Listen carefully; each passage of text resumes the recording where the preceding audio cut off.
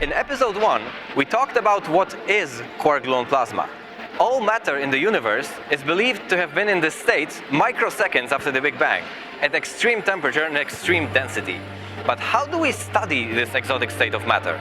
We have to start by creating it in the lab. And we do this by colliding heavy nuclei. For example, here in the Large Hadron Collider, we use lead.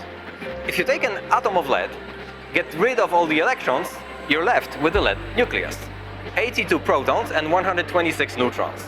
So we form beams of such lead nuclei, accelerate them to very high energies, and smash them into each other. And in these collisions, we are recreating conditions similar to those present in the early universe. The collisions happen inside enormous particle detectors, like the one surrounding me right now, ALICE. ALICE is one of the 4 big LHC experiments and is dedicated to the study of quark-gluon plasma. But even before the LHC, quark-gluon plasma was studied by other accelerators and other experiments. In the superproton synchrotron at CERN, lead beams hitting a lead target had already given us a glimpse of the behavior of this exotic state. And in the United States, the Relativistic Heavy Ion Collider, or RHIC for short, collides beams of mostly gold ions, and a number of experiments study these, allowing us to understand more about quark-gluon plasma.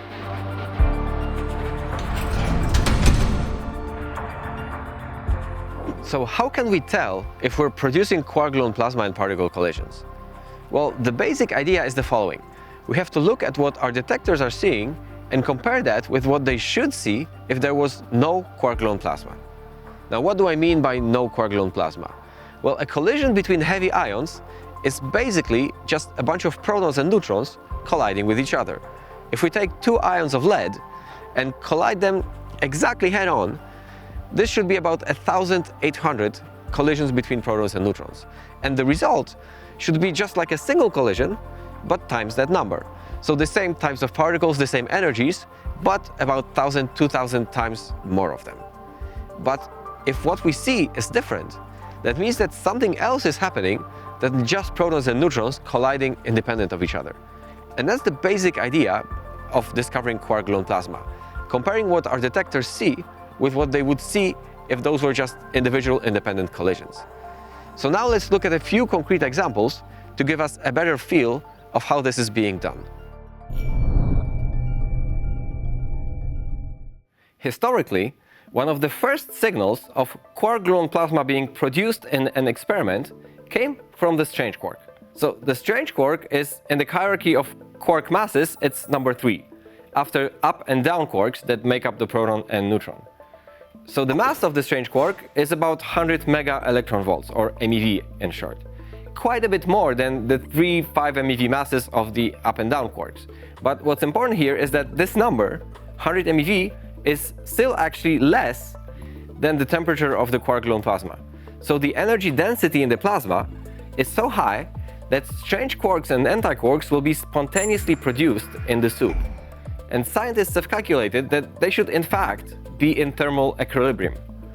What this means is that some strange quarks will vanish in the interactions inside the plasma, some other strange quarks will be produced, and on average, the proportion of strange quarks in the soup is expected to be more or less constant. Now, what this means is that when the plasma ball breaks up into hadrons, there will be a lot more strange quarks available to form particles than would be the case in a normal collision. Now let's look at one specific particle in order to illustrate this better. Let's look at the omega minus. Now the omega minus is a particle made up of 3 strange quarks. It's very difficult to produce this particle in a collision of protons and neutrons, since there are no strange quarks easily available to begin with. So you have to produce all 3 of them in the interaction, and then have them link up to form this new particle, which does happen, but very rarely. On the other hand, in the plasma there are a lot of strange quarks simply flying around, so taking 3 of them and forming a particle is, in comparison, much simpler.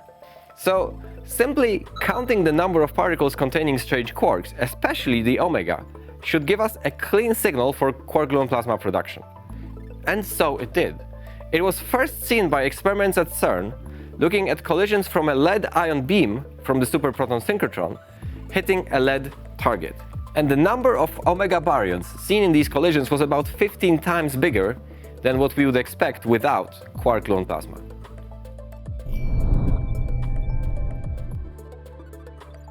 Another way of using particles produced in a collision to probe the new medium is by looking at the charm quark. Specifically at the J-psi particle, which is a meson consisting of a charm quark and a charm antiquark. Now these are produced in some numbers in the collisions of protons and neutrons, but if we produce quark-gluon plasma, we expect to see less of them. Why? The interaction holding the pair together can get weakened or screened, as we call it, by the other quarks, and the pair can melt. So the two quarks will lose connection to each other and emerge from the soup inside different particles. This effect was observed in lead-lead collisions in the CERN superproton synchrotron, then in gold-gold collisions in RHIC in Brookhaven, but then at the Large Hadron Collider, instead of seeing even less J-psi mesons, the physicists saw an increase. Now, this may seem puzzling at first, but it turns out that at LHC energies, a new effect emerges. With the higher energy, there's simply more charm quarks in the plasma itself, about 10 times more at the LHC than in RHIC. So even if no J-psi survive in the plasma, this is balanced or even overcompensated by J-psis produced as the plasma turns into hadrons.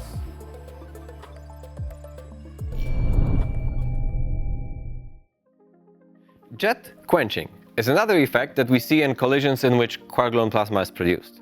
Now, before I get into it, let me just quickly say what I mean by a jet. So in a high-energy collision, we can often produce a very energetic quark-antiquark pair or a pair of gluons. And since neither of these particles can exist freely, as they fly away from each other, extra particles are created. Just like in the example from the previous episode where I was trying to pull apart two quarks.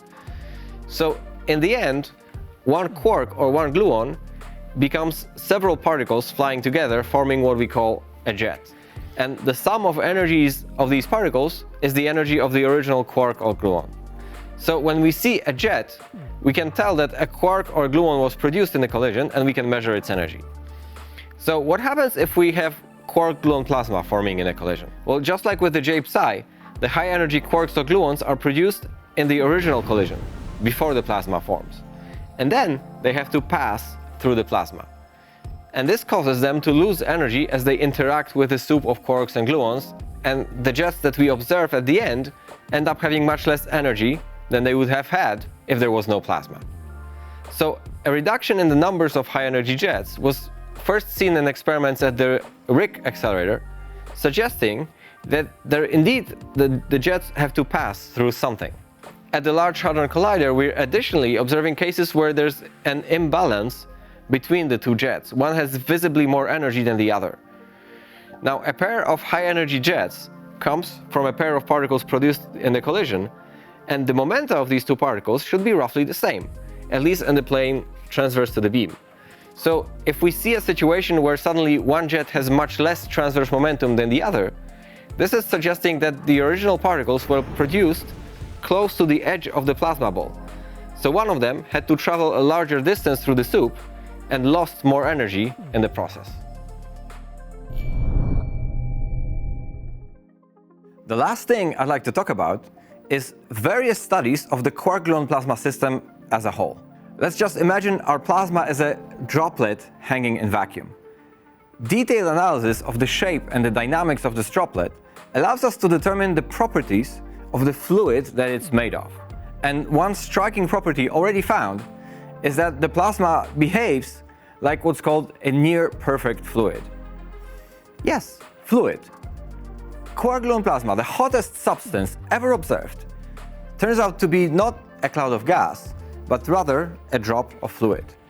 And the word perfect refers to an ideal fluid with zero stickiness or zero specific viscosity, basically resistance to flow. Quark-gluon plasma appears to be the most perfect fluid ever seen, with the lowest specific viscosity allowed by quantum mechanics. So how do we measure its temperature? Well, basically the same way that we usually measure the temperature of objects that we cannot touch, which is using black body radiation. Every object in thermal equilibrium emits electromagnetic radiation with a spectrum defined by its temperature. I'm doing this myself right now. but I'm emitting infrared radiation to which our eyes are not sensitive. But if I raise the temperature of the object, not myself, once it hits about 500 degrees Celsius or so, the radiation starts becoming visible, and its color translates into the temperature of the object we're looking at, whether it's hot metal, lava, or a star. With higher temperatures, the energies of the emitted photons are higher, moving from red through yellow into blue and then to ultraviolet. So quark-gluon plasma is so hot that its energy is high enough to create not just photons, the fundamental particles of light, but massive particles, from the lightest pions up to alpha particles, the nuclei of helium. Now this is really a lot of energy. To create a mass m, you need the energy equal to m multiplied by the speed of light squared. And the speed of light is a huge number even before you multiply it by itself. So quark-gluon plasma emits thermal radiation in the form of particles. And looking at energies of these particles, we can estimate the temperature of the plasma at about 2 trillion degrees Celsius, 2 million degrees, about 100,000 times hotter than the center of the sun.